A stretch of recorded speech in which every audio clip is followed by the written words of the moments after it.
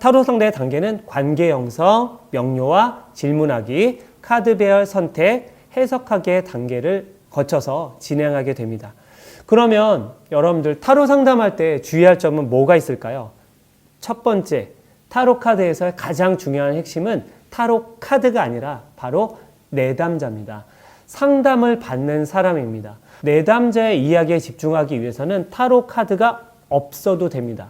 그 얘기를 왜 하느냐? 사람들은 타로 상담을 할 때 타로 카드에 너무 집중한다는 거죠. 내담자뿐만 아니라 상담자도 타로 카드에 지나치게 집중하다 보면 문제 해결력이 떨어지게 되고 억지로 카드에 상담자의 사례를 끼워 맞춘다든지 또는 내담자는 타로 카드의 결과만에 의존해서 선택을 하거나 문제 해결을 하려고 한다는 거죠. 이 부분을 특히 주의하셔야 될 것 같습니다. 두 번째는 내담자의 해석을 존중하는 부분입니다.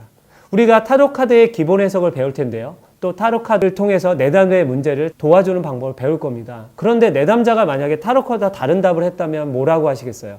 아, 그건 정답이 아닙니다. 타로 카드는 이런 의미다라고 얘기할 수 없는 거죠. 양면이라고 생각하시면 됩니다. 내담자가 본 것과 상담자가 본 것을 동시에 통합함으로써 문제 해결에 직접적 도움을 줄 수 있고요. 그 부분 중에서 핵심은 내담자의 해석입니다. 내담자의 이야기를 들으면서 문제를 해결하는 것이지 타로 카드의 해석을 내담자에게 단순히 전달하거나 그 의미만을 내담자에게 설명하는 것이 아니라는 걸 말씀을 드렸습니다. 이것이 바로 타로 상담에서 주의할 점이라고 할 수 있습니다.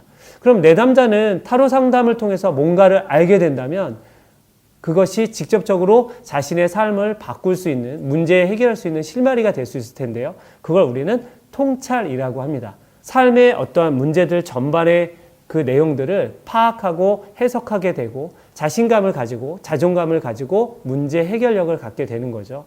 또 실수를 한 자신 또는 스스로 받아들이지 못하는 상황, 받은 상처들을 받아들이게 됩니다. 이것이 바로 통찰이고요. 통찰을 쉽게 말씀드리면 아하라고 합니다. 아, 그렇구나. 내가 일어났던 일들은 이런 거였구나. 아, 이제 이렇게 하면 되겠구나. 아, 내가 이렇기 때문에 힘들었구나라는 걸 알게 해주는 거죠. 그걸 통해서 직접적인 도움을 받을 수 있습니다. 타로 상담에서의 상담자의 역할에 대해서 같이 이야기를 한번 해보도록 하겠습니다. 타로 상담자는요, 내담자와 마주 앉아서 문제에 직면하게 됩니다. 이럴 때 다양한 가능성을 열어두셔야 됩니다. 때로는 내담자가 문제에 대해서 해결하려고 하지 않거나 상담자에게 책임을 전가하거나 타로 카드에 의존하려고 할 경우가 있습니다. 어떠한 상황이든지 상담자는 내담자의 문제에 대해서, 태도에 대해서, 내담자의 마음에 대해서 열린 마음으로 들어줄 준비를 해야 합니다. 또는 상담자에 대한 비난이 오거나 상담자에 대한 책임을 요구할 수도 있습니다. 그랬을 때 타로 상담의 역할에 대해서 충분히 이야기를 해주면서 문제 해결해 주는 과정이 필요하고요. 한 번의 상담으로 모든 문제가 해결되지 않는다는 거, 타로 카드가 모든 문제를 해결해 주는 만능 열쇠는 아니라는 걸 기억할 필요가 있습니다.